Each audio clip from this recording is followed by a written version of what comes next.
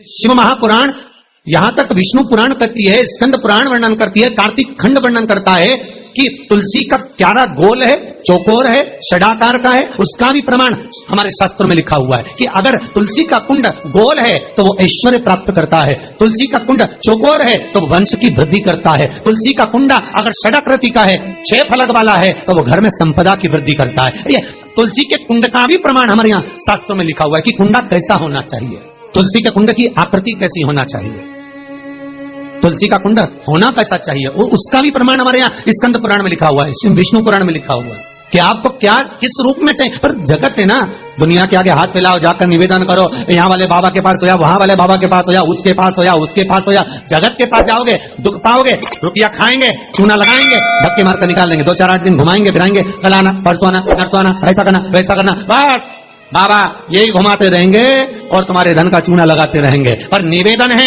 इनसे बचकर शिव की शरण में जाकर भगवान शास्त्र में जो लिखा है उसके अनुसार हम क्यों ना कर्म करें जिसका फल हम पा जाएं, हम क्यों ना ऐसा कर्म करें जिसके फल को हम पा सकें, हम क्यों भ्रमित हुए। हमारे यहाँ तुलसी के कुंड का भी विधान है, गोल कुंडा है ऐश्वर्य देगा, चौकोर कुंडा है, आप लोग कई बार देखे होंगे किसी किसी के यहाँ चौकोर तुलसी का प्यारा होता है, कुंडा होता है, वो वंश बढ़ाता है, षडाकृति का है, वो धन देता है, संपदा देता है। दोष हमारा है, हम तुलसी के कुंडे के नीचे शंकर जी को रख देते हैं, क्यों कि यहीं तुलसी जी को पानी चढ़ाएंगे, यहीं शंकर जी को चढ़ा देंगे, दोष है।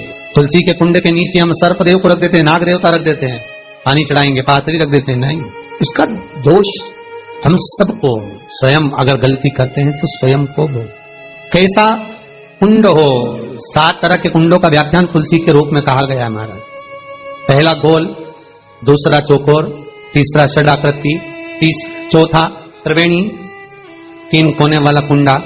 शास्त्र कहता है जिसके मार्ग घर में टुकड़े हो रहे हो, घर विभाजन की ओर हो रहा हो, तो 3 कोण का कुंडा घर में रखकर पूजा करने पर परिवार एक हो जाता है। 5वां, गार्डन में बिना कुंडे का, बिना कुंड का जो तुलसी का पौधा रोपित होता है, बिना कुंड के एक बगीचा जैसा बो दिया जाता है, तुलसी तुलसी उत्पन्न हो जाती है। महाराज वहां पर संपदा तो रहती है पर चिंता बहुत रहती, टेंशन बहुत रहती। क्यों? घर के दरवाजे के बाहर इतनी सारी बगीचे में तुलसा कर दी, कोई निकल कर जा रहा था उसने थूक दिया, कोई निकल कर जा रहा था उसने पानी डाल दिया, कोई श्वान ने, कुत्ते ने, किसी ने, बिल्ली ने गंदगी कर दी, उसका दोष आपको लगेगा। इसलिए कुंड के अंदर तुलसा का वो धन तो देगा, जो तुमने बगीचे में तुलसा लगाई है, गार्डन तुलसा का करा, वो धन तो देगा, संपदा भी देगा, पर चिंता को बढ़ा देगा। 5 महाराज। 6, तुलसी के कुंड को 3 धार पर लटका कर रखना। कई जगह पर आपने देखा होगा तुलसी का जो कुंडा होता है उसको 3 जो तार होते हैं, 3 जो चेन होती है उस पर लटकाया जाता है। महाराज विष्णु पुराण उसका भी व्याख्यान करती है। महाराज वहां व्यक्ति के कार्य उन्नति की सीढ़ी की ओर बढ़ जाते हैं। जैसे भोजन की थाली लग गई, भोजन तैयार हो गया, बस खाने बैठे हो और थाली खसक गई, समझ लेना कि तुलसी को अधर पर लटका कर रखा है।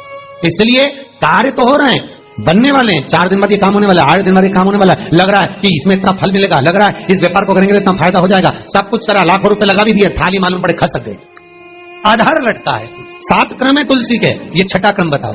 तुलसी का 7वां क्रम, तुलसी का 7वां क्रम है महाराज, तुलसी का कुंडा जैसा घर के आंगन में है, तुलसी का कुंड जैसे घर के आंगन में विराज रहा है, ऐसा ही छोटा सा कुंड भगवान के लिए रोपित करें। प्रतिदिन भगवान की सेवा करते समय तुलसी का कुंड सम्मुख रखकर उसकी आराधना करना, फिर उस कुंड को वापिस बाहर ले जाकर रखना, फिर दूसरे दिन पूजन के समय पर कुंड को लाकर रखना। हम तो यहां तक कहते हैं विष्णु पुराण गर्ग संहिता कल्याण का तुलसी अंग यहां तक वर्णन करता है कि आप पूरे साल ये नहीं कर सकते तो कम से कम कार्तिक के महीने में भगवान के सामने तुलसी का छोटा कुंड, चौकोर वाला, गोल नहीं, चौकोर कुंड लाकर भगवान के सामने रखकर छोटा सा कुंड का पूजन कर भगवान के साथ उस कुंड को वापिस बाहर विराजमान करें, फिर कल लेकर आए, फिर विराजमान करें। आप पूरे साल नहीं कर सकते तो 1 महीना, उसका फल 1000 गुना प्राप्त होता है। तो किस चीज के लिए कहा गया कि तुलसी का कुंडा एक बाहर हो एक घर के अंदर मंदिर के सामने पूजन के लिए रखा जाए तो कहते हैं उस घर में वैभव, सत्ता, संपदा, लक्ष्मी, समृद्धि, शांति की कभी कमी नहीं, कभी कमी, प्राप्ति सुख की, आनंद की। 7 तरह के कुंड, 7 तरह के तुलसी के रोग का वर्णन हमारे यहाँ विष्णु पुराण में किया गया है। आप किस भाव से कर रहे हैं ये आपके महाराज।